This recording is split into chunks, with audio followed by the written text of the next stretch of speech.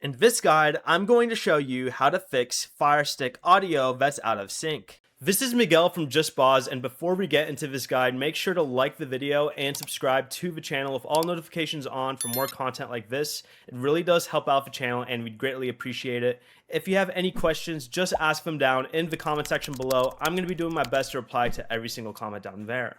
First, go ahead and restart the Firestick by going to your Firestick settings, selecting My Fire TV, and then pressing restart.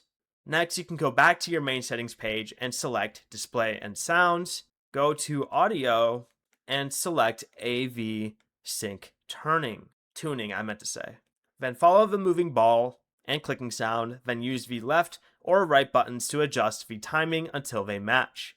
If you're using a soundbar or receiver, restart it and temporarily connect the Firestick directly to the TV and check whether the audio equipment is causing the delay.